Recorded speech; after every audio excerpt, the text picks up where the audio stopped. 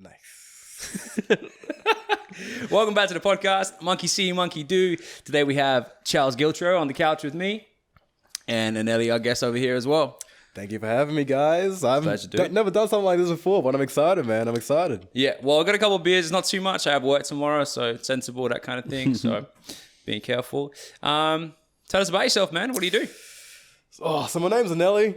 I'm an exercise physiologist who kind of works around South Perth area, anywhere around kind of Rockingham, Mandurah, everywhere there. Can you move that a little bit, bro? Is it a bit better? Yeah. So I graduated from uni at the start of this year, and I was pretty lucky to already have like a job lined up. And so right now I'm working in like the mobile healthcare community sector. So rather than being based in a clinic, I actually go to my clients' houses, and the whole focus of what we do is kind of maximizing their independence and functional capacity as much as we can. Just kind of promoting better living and healthy living, really. Making them feel like more human rather than everyone doing something for them. Exactly. Which is a powerful thing because, especially as people get older, everyone wants to kind of, they think you're doing the right thing. We're trying to assist them too much, but at the end of the day, everyone speaks for them, eh? Exactly. But people are empowered when they can do something themselves, so it goes back to maximizing that independence. So that's why we're all about. What about you, Cheers? Like, just segueing off that, as a person walking around with disability, do you ever get kind of spoken for, or people assume that you can't do things for yourself? Yeah, every time I'm injured. Literally every single time I'm in a wheelchair. Every 2 months? Shit, man. Come on. You don't need to attack me like that. Call the helicopter again, man. Nah, like legit. Fucking like all the time. All the time. They, if I'm in a wheelchair, people like try and push me and stuff, and like, I mean, you've seen my wheelchair. They don't know. You got that electric, brother. I got the electric thing going. So like, they think that I'm struggling and stuff, but that thing can go up to 20 k's an hour. So, like, for me, I'm easy with recording. Happens, bro. I'm easy with mobility and shit. Yeah. So with doing that, man, obviously you get, well, for one, I know the sector is a bit under the pump right now as well, but what's that like for you? So you have your day-to-day, you help empower, like you kind of empower people and also enabling them to be more of themselves. There are hard parts to it as well. Yeah, because you can only help people so much, but at the end of the day, they have to want to help themselves at the same time. That's where it gets a bit tricky when you're dealing with people who are a lot older and they've been through their past experiences, whatever it may be. They may be going through whatever it is, the loss of a partner or something like that. Then randomly when they get a referral from that doctor saying, go see this exercise physiologist, and I pop through the door, it's kind of like, what is about to happen? So it's kind of just like really breaking down on what they enjoyed and what they'd want to get back into doing without actually asking them directly. So like, let's say if it's the first consultation, we're literally just talking about them, their life, what they enjoy. Yep. And that's where we kind of like aim all our goals around. It's like all the boys always joking around like, damn, man, you're getting old ladies doing the bench press and that. And I'm kind of like, I wish. But we're just trying to get them back to doing what they want to do, Yep. Giving them the independence whilst trying to push them a little bit as well. Yeah. But there's a lot of hard things to it just because, it's like, especially when you're dealing with people who have like chronic pain, as an example, it's like... Yeah, your tolerance for like enjoyment as well goes all the way down. Yeah. Like, it's like, I'm in pain all day, every day. Like, why am I going to put myself, at the moment, through more pain to better my life? I've already kind of like reached that point. Yeah, and even like the way you kind of discuss these things with the people you're working with, it's got to be very kind of specific, because you can't just ask them, so how are you feeling after that set? They're in pain. Yeah, they're already in pain. Yeah. So you really got to be... I'm at 7 all day, every day. Like, So that's why it's kind of going to be like, oh, well, gradually, the more you become accustomed to these things, you may not realize it, but sooner or later, you're going to be starting to do more things. And you're like, oh, wow. Compared to where I was 6 months ago when we initially started the intervention or whatever, I'm now actually doing so much more without realizing.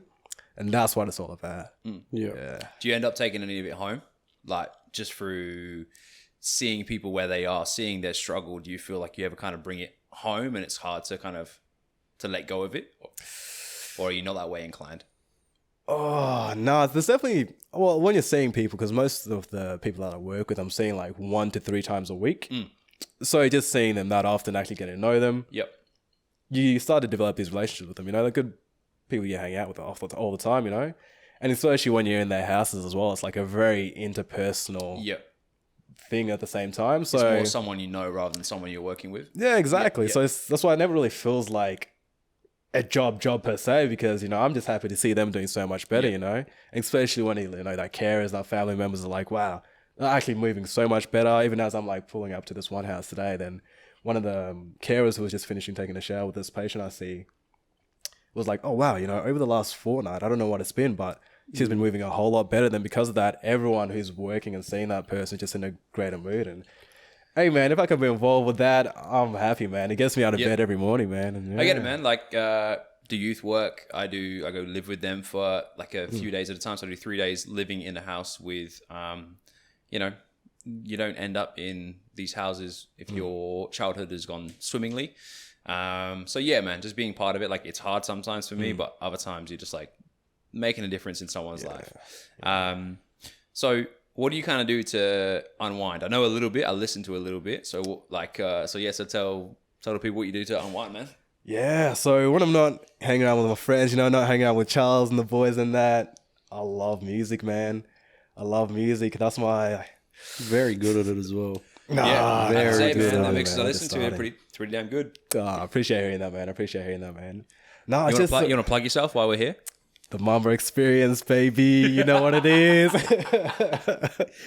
So SoundCloud Mamba. Yep, just SoundCloud MAMBA, or even on my Instagram, just Anele_N. That's what I'm going to be posting, any updates or anything like that there. Yeah, but just exploring music, man. So my brother taught me the fundamentals of DJ, and then from there, it's just like after a long day of work, man, I already enjoyed exploring music. Charles knows this so much, man. Yeah. Like years ago, I used to do a little bit of music production.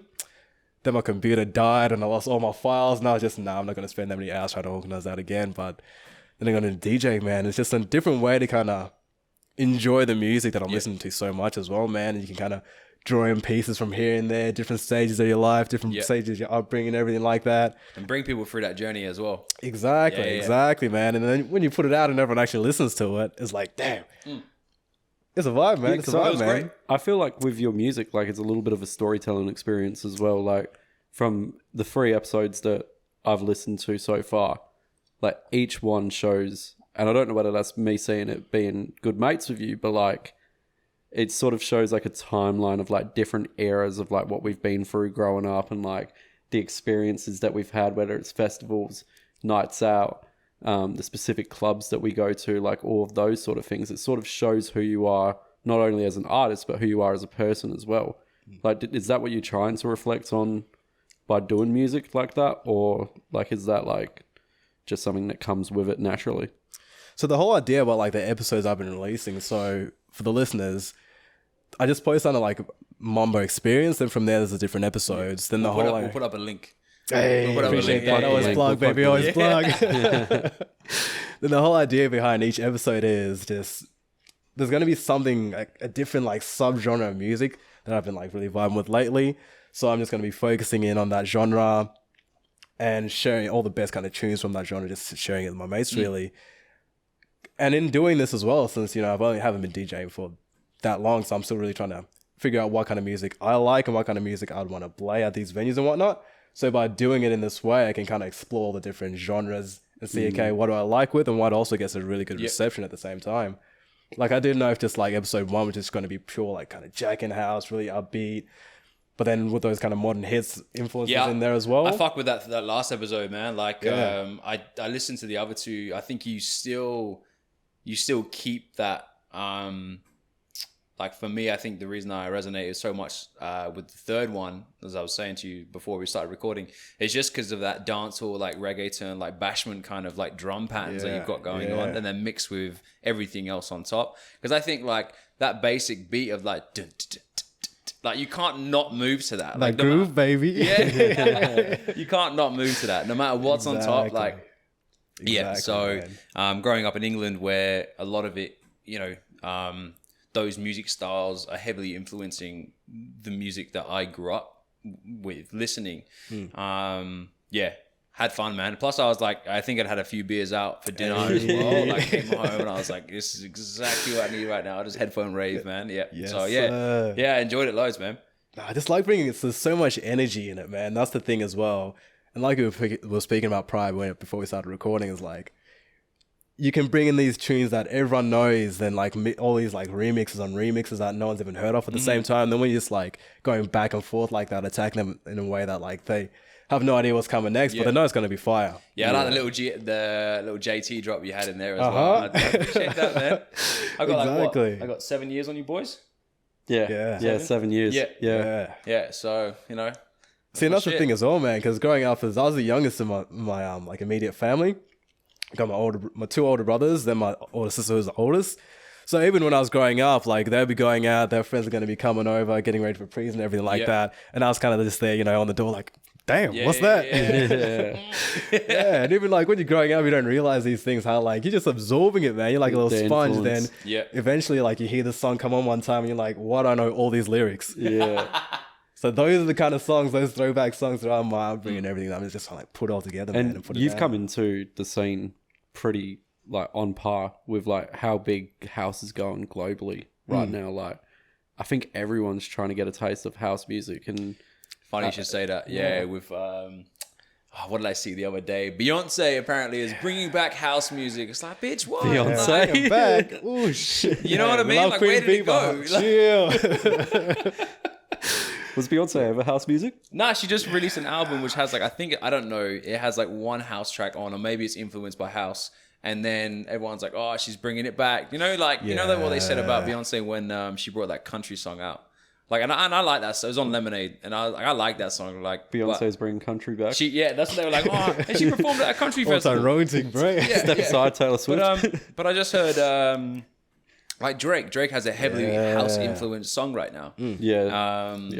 I forget what it's called, but yeah, it's like, dude, like, no, it's not gone anywhere. It's just becoming like because people are picking it up. But like, it's just dance music, man. That's all it really is, man. Just enjoy like yourself on the dance floor music. Yeah, exactly. Once people get in that beat, that rhythm, that groove, they're already going to be in a good mood, and you can kind of set the pace and the tone for the whole night. But it really has picked up a lot in regards to how many like the bigger artists are now getting onto it. Not like, no disrespect to like Beyonce or Drake, anything like that. But even as an artist, I think we can get away with it. I don't think they're going to listen. It's a specified. I don't mean it, scene. Drizzy.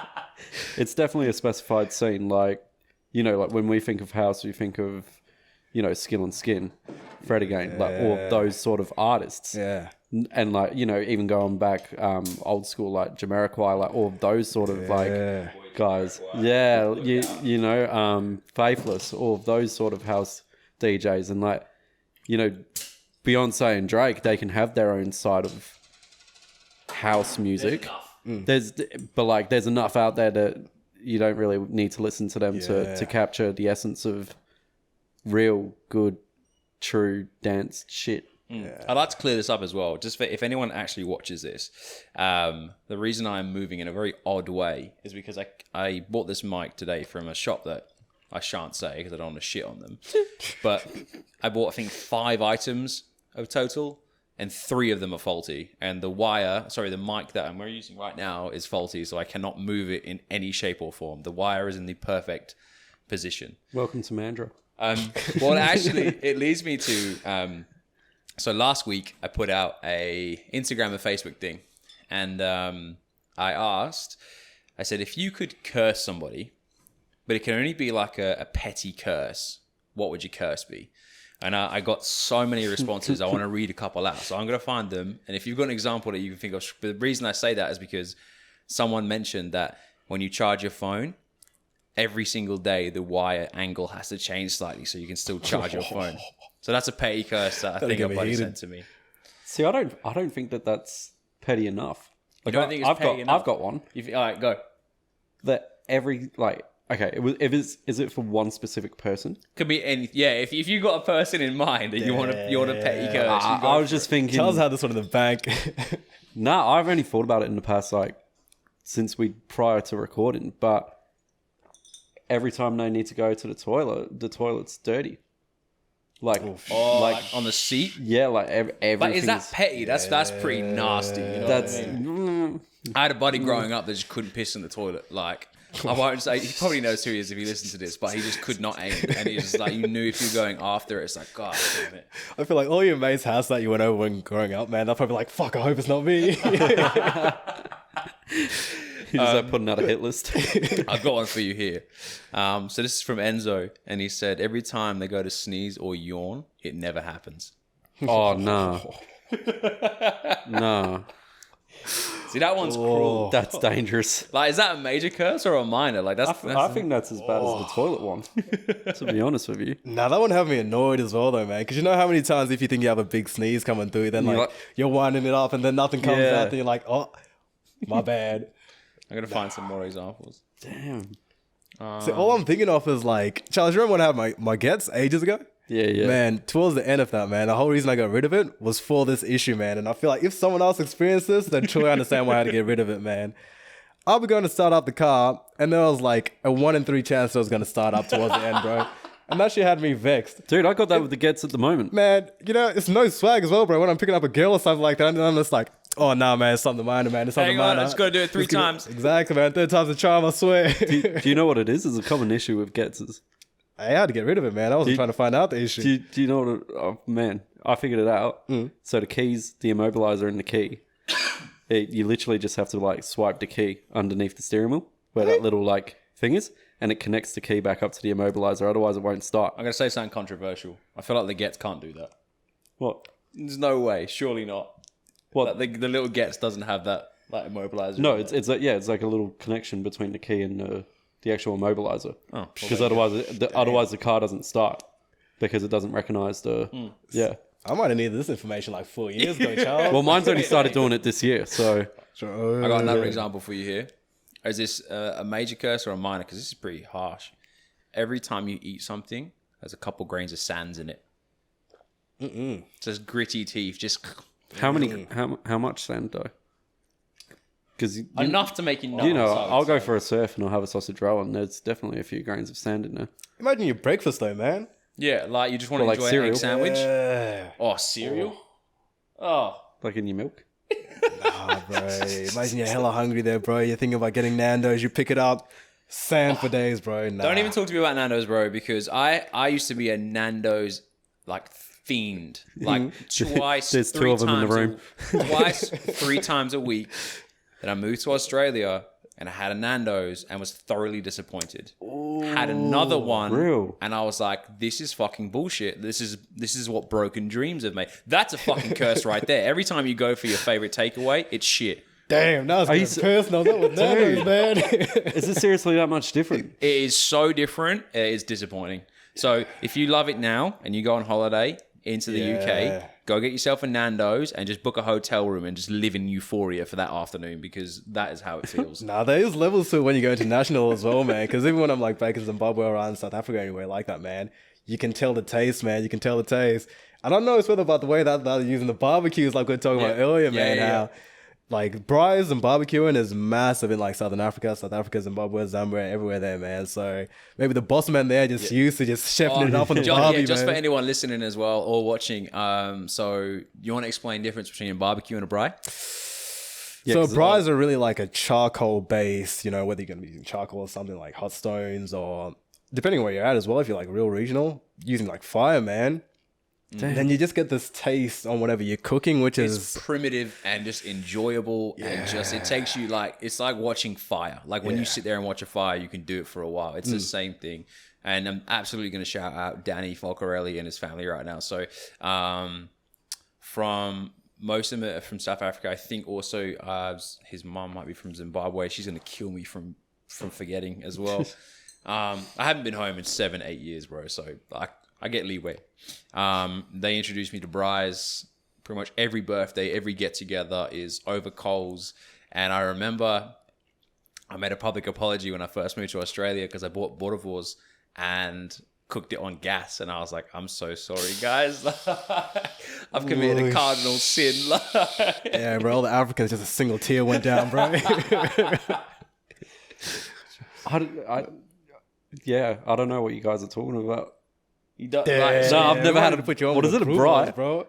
A good braai? Well, I've known you for 15 years, man. You haven't introduced me to this? I think. Come on.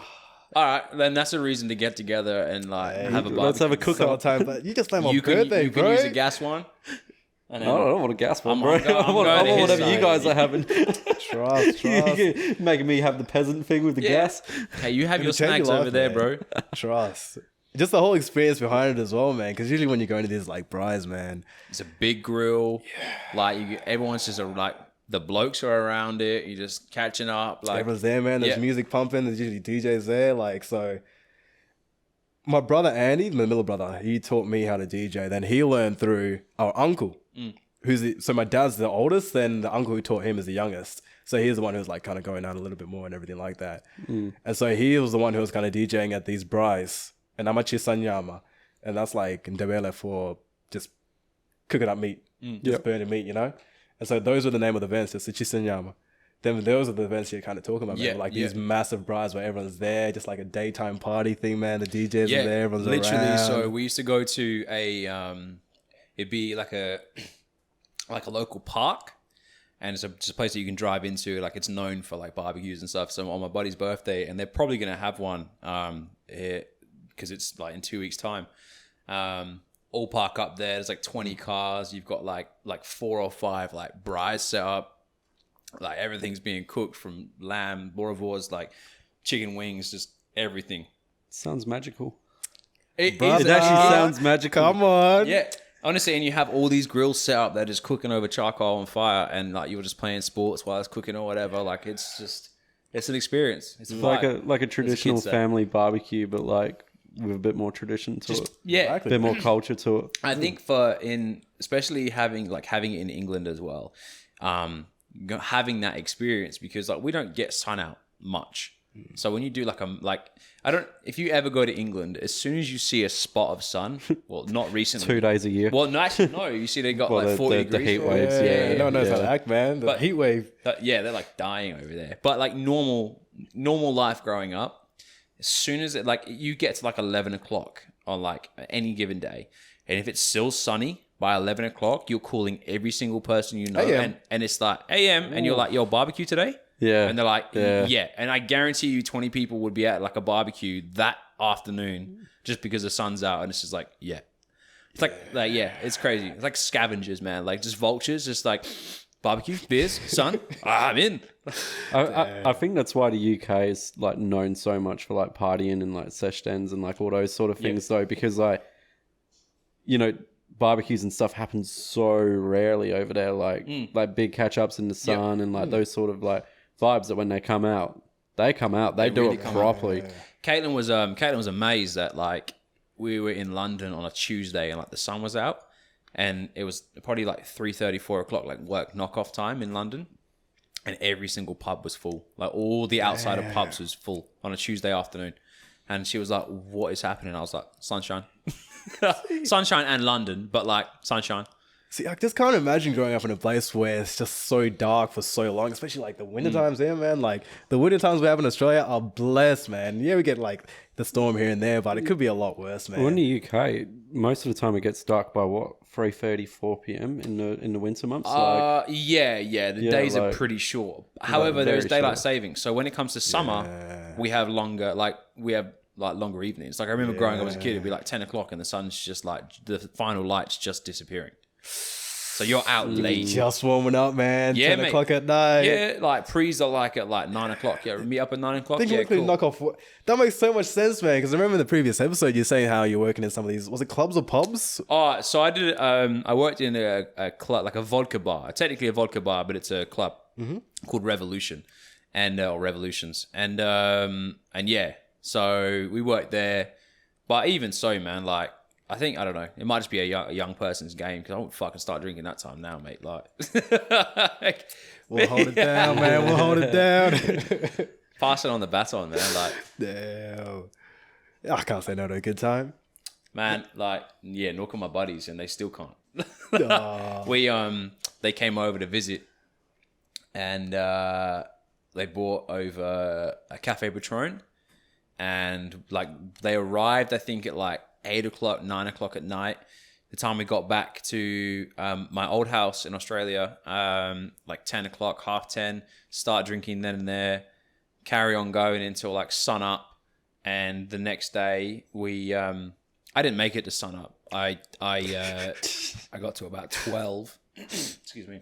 Weak. Made myself like beans on toast with like 6 slices of toast and 2 tins of baked beans. Ate them, dude. Ate that and was like, nah, it's not working. Like I've drunk too much. Like I was trying to go shot for shot for it, but I cannot. I never could. Don't know why I decided I was going to try. And then so I ate that thinking, that was sobering me up. Went upstairs and I swear to God, like have you ever been sick after drinking? But it's like so much food that it's like spewing up a sausage. It's like a seagull, bro. Like that's what it felt like. I remember it because I had to work it out. It was fucking horrid. So I learnt my lesson. Man. What time did you last till? 12, did you say? Yeah, I got about 2 hours in. What was mine the other week? About 10? Oh, no, you said it, man. Yeah, you said it. You were heading home, and then me and Chloe were like, I was done. He was written off way too early, man. Those double strap Captain Morgans, man. Yeah, I didn't realize. I got double strength Captain Morgans. You got humbled for drinks, man. And I got a story for you after this. I completely forgot that they were double strength, so I'm just knocking them back like normal drinks. And it gets to like, you played King's Cup, right? You pour anything in there and then Yeah. So we were playing that. I think we called it Waterfall. I think. Yeah. It's like one of them. Yeah. So we were playing that, and I just my cards just kept going up and up and up. I wasn't getting the right guesses and shit. So I was drinking. And yeah, by 10 o'clock, I was home trying to cook myself something on the stove. And oh, bro, is this when you message the surf chat? You're like, I'm home making food. And then you put us. Yeah, probably. Yeah, a lot of group chats got a message that night. It was a bit. Yeah. Everyone there that night got accused, man, of stealing his banana vape. Yeah, banana vape, man. No one's safe. Like for 3 hours, I was that drunk, man, and I couldn't find my banana vape. And where'd you find it? It was in his pocket. For sure. It wasn't in my pocket. It was I was wearing these pants actually, but it was like in like the belt bit. Like it was like jammed into the belt instead of in the pocket. That was a utility belt, man. Yeah, I lost, like Batman. I'm Batman. I lost this ring out the window when Anele was dropping us home. What? That needs context, bro. How you lose a ring? I just had my hand out the window and it just flew off. But like, I thought you were like trying to give it to Anele to like solidify payment, friendship. Yeah. But yeah, well, and I made you pull over on Mandurah Road, didn't I? Yeah.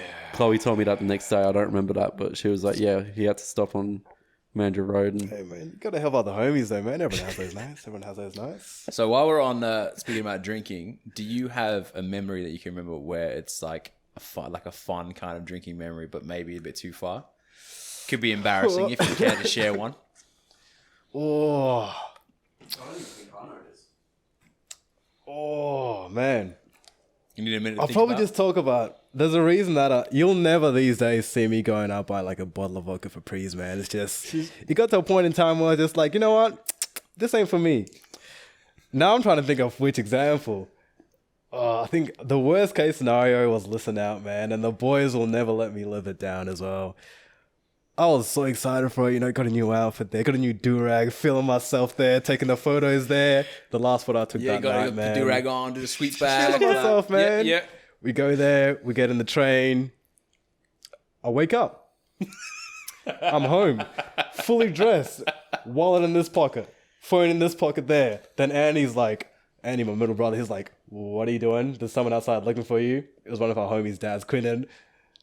Yeah, after that, I was like, vodka is not for me, man. Had to retire it, man. Had to retire it. You make it out? You just couldn't get back? Well, somehow I got from Joondalup to Mandurah. and home. $115 XL for myself for some reason. XL. I can only imagine the confusion on Bossman's face when it's like, where is everyone? Nah, boss. Bro. Did you bring a pillow? You know what the worst part is? I lost the do-rag as well, man. It's tragic. Man. It's tragic. Just a moment of silence. Thank you. I needed that guy. I used to. My buddy Callan,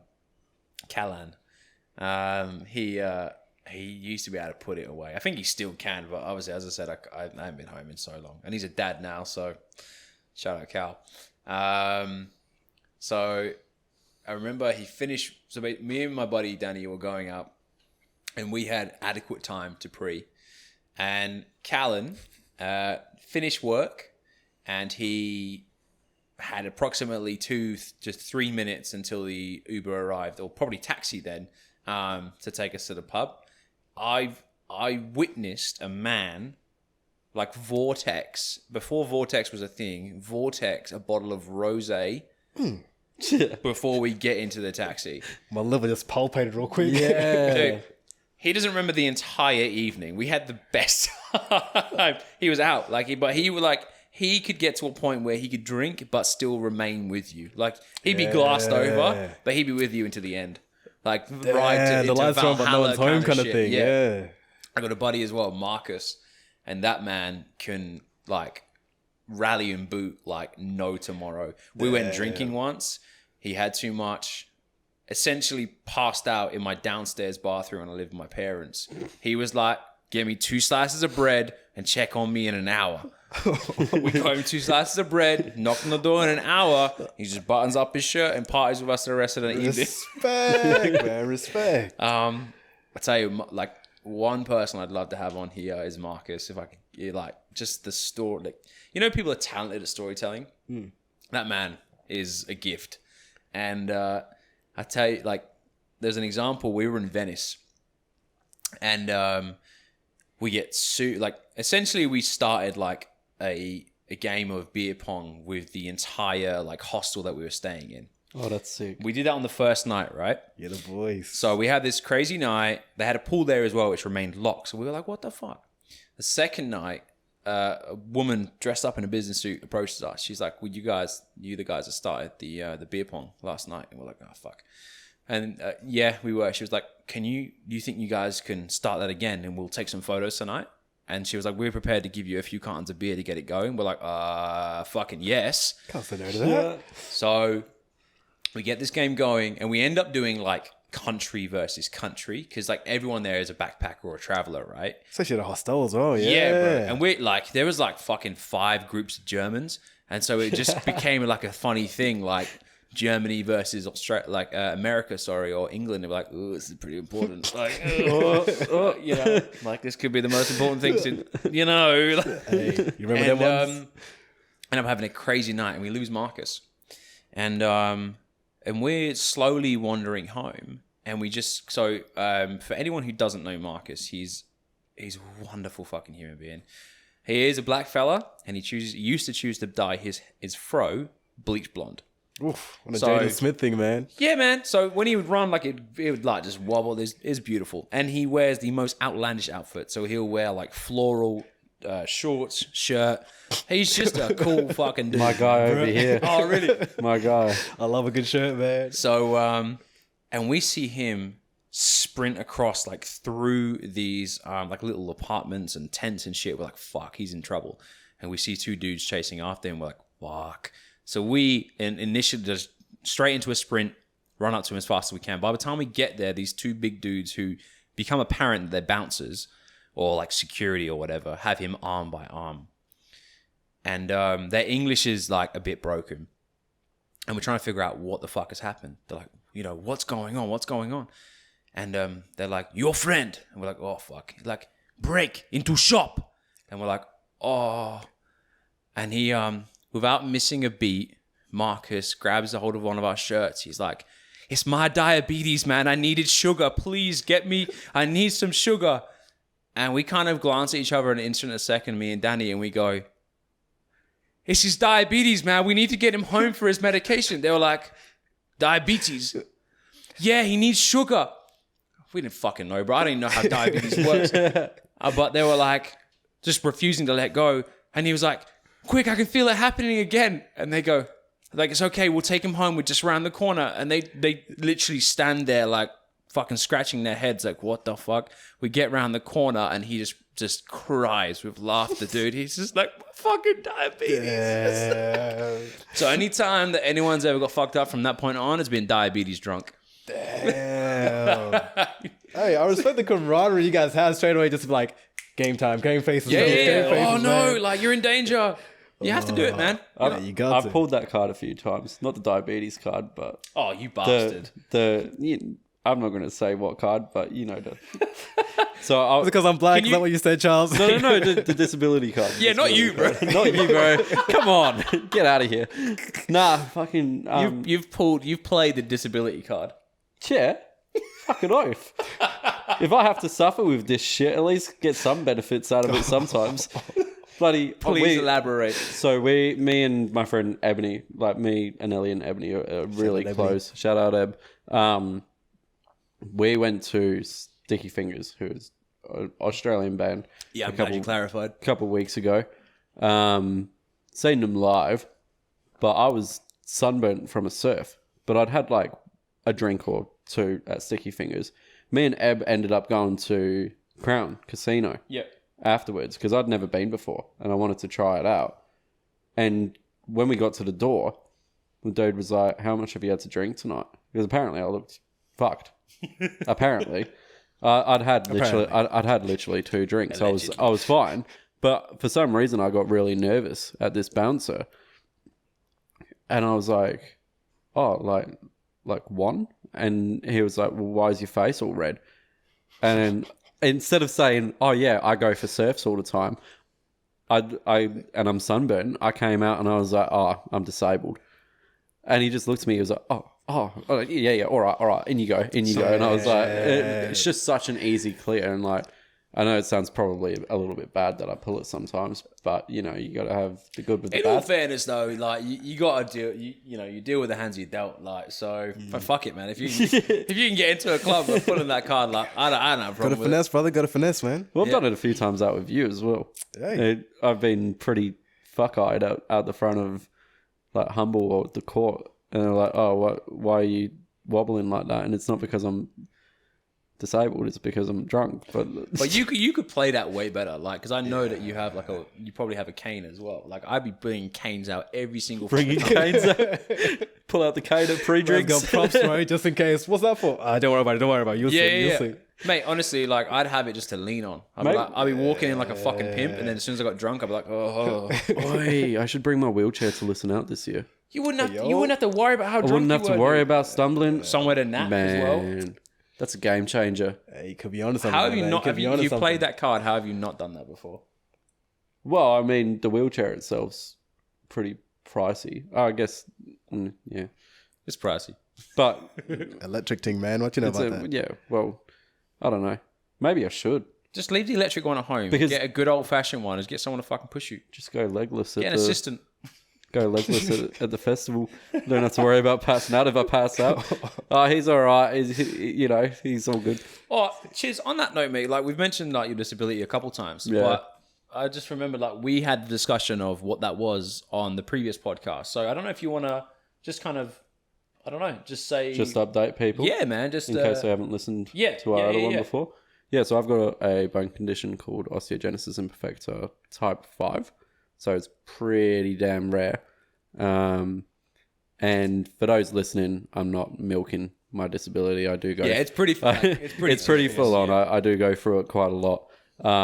I've had like over 30 operations. I've got metal in all of my legs. And do you want to explain what osteogenesis imperfecta is? So I basically break bones and grow multiple bone growths and those sort of things. So it's pretty crazy. So the bone's quite weak, and like I could step down a step and break a bone, which is a little bit ironic given the fact that I surf and I go in the ocean in bigger swells and stuff. But what they call it, is it dignity at risk or something like that? Yeah, something like that. I'm pretty sure it's something called dignity at risk, and it's something that you might experience as well in your job. But it's basically like if someone else was to look at that, they'd go, well, yeah, this is your condition, but you have the dignity to choose of like you can take that risk because of the benefits it gives you mentally, and just do you want to live your life indoors in a bubble, or do you want to live it the way you're going to live it? And I mean, you've got some fucking crazy stories about, like the helicopter and shit. Yeah, the helicopter. Damn. And you're still sitting here, mate, having a beer with us, so... Yeah, man. Like, I don't know. I think it drives me as well when people say, like, oh, let's just wrap you up in bubble wrap. I'm like, shut the fuck up, Karen. Like, Dude, you know what? To be funny, I would actually love to put you on one of those. You know those bubble balls. yeah, just roll around. Zorb one. Fucking have fun with that. Yeah, the Zorb ones. Yeah. Get one and take it down to Seychelles, our local surf yeah. beach, and just roll it along the wave the whole way. We should hire some. That'd be such a good idea. And do it as a birthday group. Yeah, That'd be fun. yeah, let's do it. I mentioned the helicopter. Do you wanna tell that story, the little abridged version? Yeah, I'll tell a short version. I basically went for a wave and got smashed up onto the rocks, and so at one of our local surf breaks, it's like a You probably have a picture we can put up, hey? not on this phone. No, No, not on it. I've got a new phone since then. But yeah, no, it's like a groin, and then the wave breaks off of it, and I got smashed into the groin, and the helicopter ended up getting called and whatnot. And I actually came out with a couple broken ribs, but it wasn't nothing major. Like I just had shitloads of cuts and ended up going like hypothermic and Just nothing major. nothing major. No, minor. I think the worst thing about that night that happened when I got to the hospital, because I was so cold and it was on sunset that everything happened, it took them 24 times, like 24 attempts to get a cannula in me to give me medication.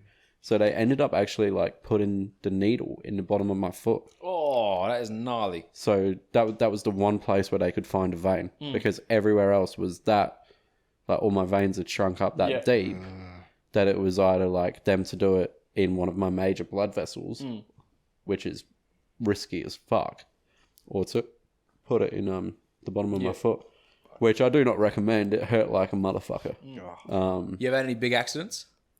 Oh, nothing too big. It was mostly just from skating. Yeah.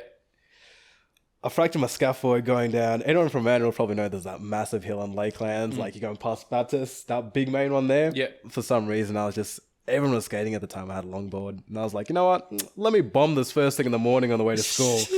Didn't work out. Don't recommend. But even after that, in the cast for a couple of weeks. Then after that, I'm like, man, Mom, nah, I'm good. I know what I'm doing now. Decided to bomb this other hill. Fractured the exact same bone on the opposite hand, man. And after that, I was like, you know what, Mom? I'm hearing you out now. It's not time, man. Yeah, it's not for me. I'm gonna. Yeah, but even after that, man, like that's one thing I was keeping in the back of my mind. Even after all these like breaks and fractures and surgeries you've had, man, your resilience is one thing that always amazes me, man. Even after how many years we've known each other, hey. And sense of humor. I have to give it to you. Calling your brand fractured is pretty fucking funny. Yeah. No, I don't know. I just try and find a little bit of light in it. I mean, I've got to live with this for life. So, if you can't be a bit of a dickhead about it and you have to be like, oh, Mr. Serious all the time, like, there's no point. Well, I haven't got a beer. I haven't got any beer inside my beer, but I'll choose you on that, mate. Cheers to you, buddy. Cheers, lads. So, Fuck.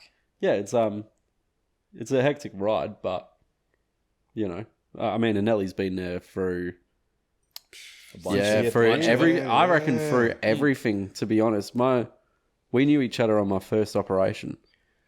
So the first time I had surgery, and even then, like I was still, as growing up, like I mentioned that in the last podcast as well, like mum and dad, their influence of me growing up and them letting me make my own decisions and decide and do those things has made me into the person that I am today, and the way that I sort of focus on, I don't know, the medical side of life and that sort of focus. But I don't know.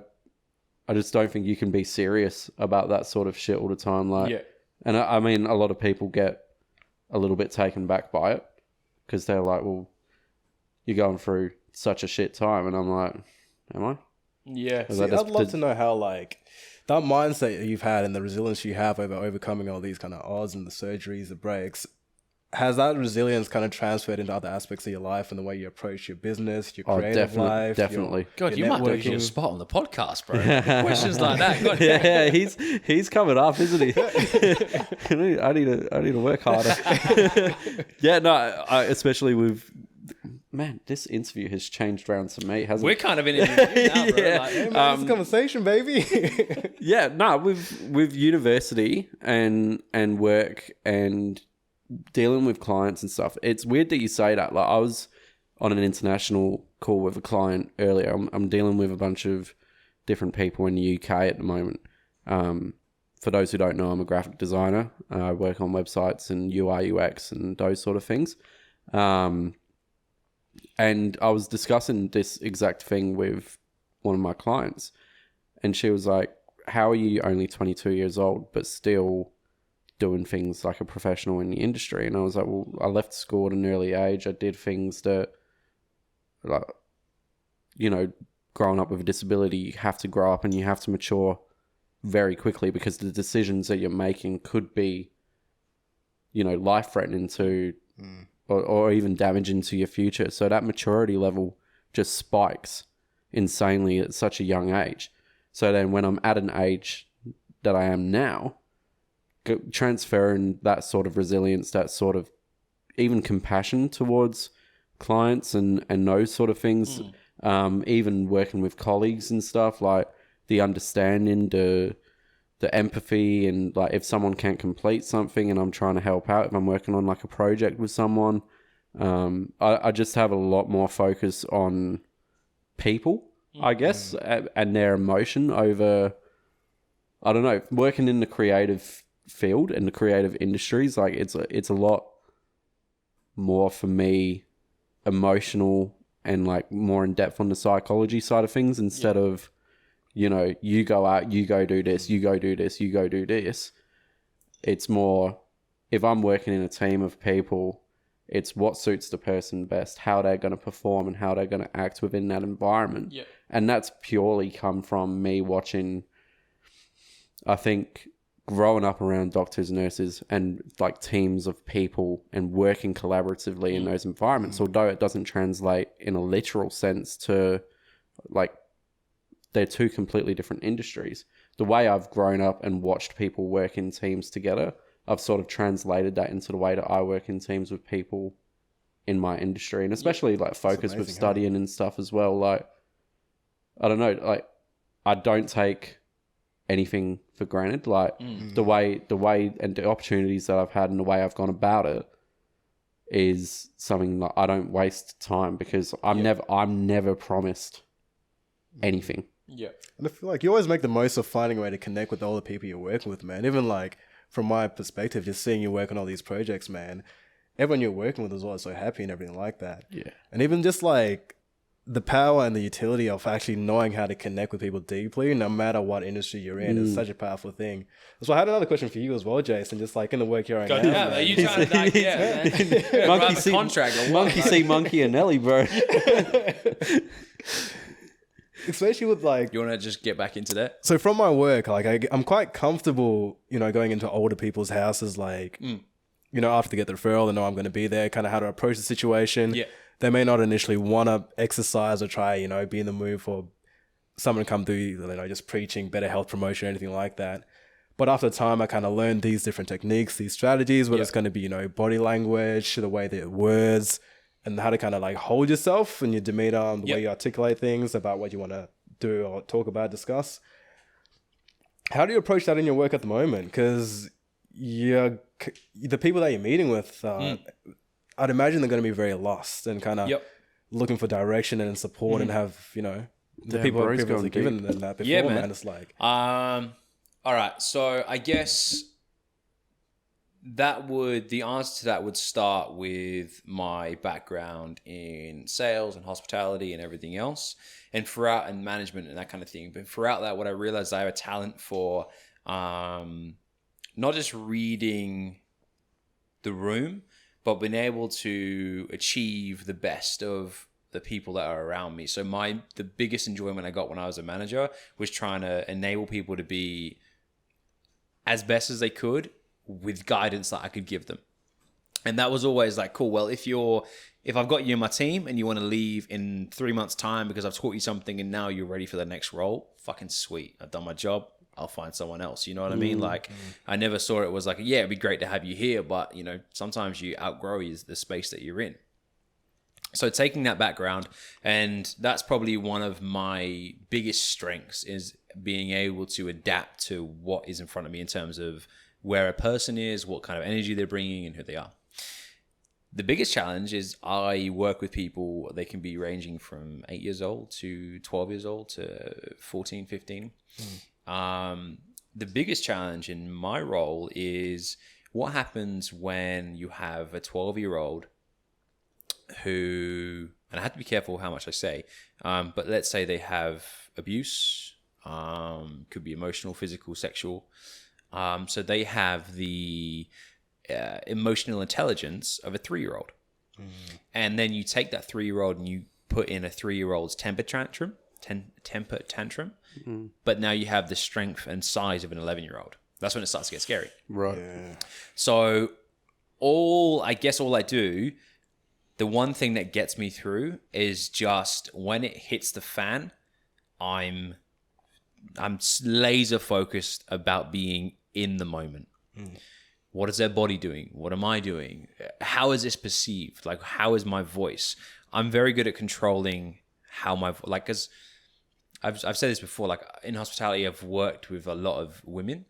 And if I become like, let's say, erratic or I'm straight to the point, I'm considered like rude. Just because of like how my voice sounds. It's deep, it's bassy, it's dominating. I have to be very, back when I worked, I had to be very careful not to, I guess, speak my actual voice and just kind of lower that and just have a gentle voice. And it works perfectly when you have an 11-year-old, because no matter what's going on, dude, I'm not mad at you. Like, it's okay. Like, I understand that what is coming out of you right now is not your fault. Like, I don't know what's going to happen with the people that I work with, the young people that I work with. All I can do is guide them when shit hits the fan, for one, and let them know, like, that's cool. Like, this is going to happen. This is normal. I actually give them examples of times that, like, I've been angry, or I've like made the wrong decisions, or I've done something stupid. I'm quite happy to apologize as well for, like, if they think something's happened, I explain what I think happened, and then maybe I'll just go, look, I'm really sorry. And that's the first time they've heard an apology. Yeah. You know what I mean? Like 11, 12 years old, and it's the first time they're hearing an apology. They're like, ooh. And half the time, bro, it catches them off guard. Yeah, there's many moving parts to the job, man. Like, and I think the most important part for me is just when I stop working with them, hopefully I've just implemented a small fucking seed that's going to grow with them. And, but also in saying that, it's extremely hard as well. Yeah. Like, you know, I'm pretty sure I can give examples of like what's happened to me. It's not like a private thing. So I've been threatened with like sharpened, like metal objects. So they've just gone into another room, sharpened objects, and come out and you know, like sharp enough to probably pierce me with ease. You know, having young people threaten to kill themselves, and you know, go up to the roof and with a rope, and I've climbed on a roof and, you know, tried like talk them down, kind of shit. Like, it's fucking hectic, man. Which is why I love having an outlet like this where I can just hang out with adults again, and like, just, you know, like, it makes me like, you ever get imposter syndrome? All the time, man. Bro, like, what the fuck am I doing? Like, I go home, I have a beer. Like, well, who am I to fucking teach young people? I get it all the time. So, so being amongst like normal people, just telling people like your faults, your wins, your losses. Like, I think that is why I have this outlet, which I imagine is probably part of the reason why you also do the music, just to... As an outlet, man, yeah. First, I want to say that's a beautiful takeaway from all that as well, man. The fact that through all your experiences and everything, all the different prior jobs you've had and everything like that, that has all come together to like make who you are now, man. That's every aspect of it, dude. Like, I think don't get me wrong, my mental health isn't exactly like fucking perfect. I have days where I just feel like I'm being suffocated. Like, don't get me wrong. But having people like you, Matt, like meeting people like yourself, I think like that's what, for me, that's what we have to do more to keep on track and to keep things like going. Do you think going back to what we discussed at the start of the podcast, going into homes and being within an actual environment of like what they're used to, do you think on a compassionate ground and teaching them those sort of morals in a housing environment gives them the strength and ability to actually translate that sort of better attitude further along in the future. Like, like if you're pulling them out of a certain place and putting them into the fostering system, they're sort of being taken back from where they are actually currently are. Yep. And it's the same with, the rehab side of things. Yep. They're being taken away from what they used to. Yep. So by using those resources in, say, Anele's example, they have their home resources to do their work, to do their exercise, to get themselves better rehabilitated. And then in your sense, they're in a home environment and they've got, I wouldn't say a father figure, but an adult figure that can be there and guide them in a way that presents them to be better. So I guess I think what I'll do, because we're getting up to that hour point, and so I think what I'll do is I'll kind of summarize and we'll finish there, because it relates to real life, I think. So what's difficult is you're taking like 11, 10, 12-year-olds and you're trying to teach them how not only to be a kid, but also how to emotionally regulate, right? And doing that, it becomes difficult because you don't know where they are. They don't know what they've been through, but that doesn't tell you how they're going to react to you. It doesn't tell you how they're going to react to a smell, to a meal you've made, or like you don't know if you cook a lasagna, like has a lasagna been thrown in their face. You know what I mean? Like something like that. So all I do, man, is I guess the simplest way to put what I do is I go in there and I just try and treat them like a human. And I try and treat them like a mini person who I explain everything. Why am I doing this? Why am I doing that? Why am I doing this? And I guess that when I walk away and I finish my day and I don't have any expectations, all I hope is that, and the reason why I say let's summarize on this, because I think it applies to every single thing in life. You don't know what the effort you're doing right now is going to be in 10 years' time. Yeah. This podcast, for example, in 10 years' time, if we do work every day, could be phenomenal. My effort that I put in today with the young people, 10 years' time, it could lead them to be like normal functioning young adults. DJing. The effort you're putting in now, every upload you do, like, who's to say that if you're not consistent with that and a little bit of effort every single day, that ain't going to be something huge. You know what I mean? Just planting the seeds, man. Yeah. Trust the process, you just got to plant seeds. Trust the process. Yeah. Anele, I said that in the first podcast that we ever did to each other. I shouted out Anele. Yeah, man. And here we are. So I think if anything is going to like summarize our episode today, it'd probably be that. Trust the process, baby. You heard it first. And plant your seed, man. Plant the seed. Just, I don't know about that phrasing though, you know? Maybe not together. All right, guys. Cheers. You're finally on camera, dude, with your own mic. Anele, thank you for coming over, dude. If you want to shout out your SoundCloud one more. No, thank you for having me, guys. MAMBA on SoundCloud, or you can just follow me on Instagram, Anele_N. Thank yourself, dude. That includes the ladies for Anele as well. He's single.